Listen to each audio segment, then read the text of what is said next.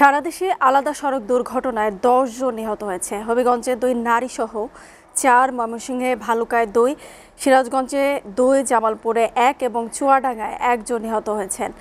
প্রতিনিধিদের পাঠানো তথ্য ছবিতে ডেস্ক প্রতিবেদন। সড়ক দুর্ঘটনায় হবিগঞ্জে ৪ জন নিহত হয়েছে। আহত হন আরও কয়েকজন। গেল রাত ২টার দিকে মাধবপুর উপজেলার বাখরনখর এলাকায় এ দুর্ঘটনা ঘটে। এ সময় ঘটনাস্থলে নিহত হন ৪ জন। এর মধ্যে ২ জন নারী। মাধবপুর থানার ওসি আব্দুল্লাহ আল মামুন বলেন, পিকআপে ঘরের জিনিসপত্র সহ ১৭ জন যাত্রী ছিল। আহত ৫ জনের অবস্থা বেশ আশঙ্কাজনক। বাদশা কোম্পানির সামনে বাহননগর এলাকায় ট্রাক এবং পিকআপ মুখোমুখি হওয়ার পরে ঘটনাস্থলে ৪ জন মারা যায়। তার ৩ জনেরই একই পরিবারের, আর একজনের পিকআপের হেল্পার। কুমিল্লার দেবিদ্বার ও বুড়িচংয়ে আলাদা সড়ক দুর্ঘটনায় ২ জন নিহত হয়েছেন। সকাল ১১টায় দেবিদ্বার উপজেলার জাফরগঞ্জ এলাকায় ট্রাক চাপায় আবদুল্লাহ নামে এক যুবক প্রাণ হারান।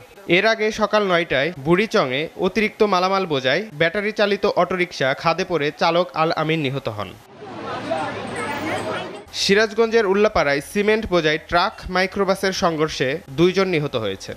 আহত হন আরও একজন। নিহতরা হলেন বাবলু ও মানিক। হাটিকুমরুল হাইওয়ে থানার অফিসার ইনচার্জ আব্দুর রৌফ জানান, ভোররাতে পাবনার নগরবাড়ি থেকে সিমেন্ট বোঝাই একটি ট্রাক রংপুরের উদ্দেশ্যে যাচ্ছিল। ট্রাকটি সিরাজগঞ্জের উল্লাপাড়ার নয়নগাতি এলাকায় পৌঁছালে বিপরীত দিক থেকে আসা একটি মাইক্রোবাসের সাথে মুখোমুখি সংঘর্ষ হয়। এদিকে ভোরে চুয়াডাঙ্গায় ইঞ্জিন চালিত ভ্যানে সরোজগঞ্জ বাজারে আসছিল ব্যবসায়ী সরোয়ার। এ সময় ৯ মাইল নামক স্থানে পিছন থেকে আসা ঢাকাগামী যাত্রীবাহী বাস ধাক্কা দেয়। এতে ঘটনাস্থলেই সরোয়ার সহ ভ্যান চালক রাজ্জাক মারা যান। পরে পুলিশ মরদেহ উদ্ধার করে সদর হাসপাতালের মর্গে পাঠায়।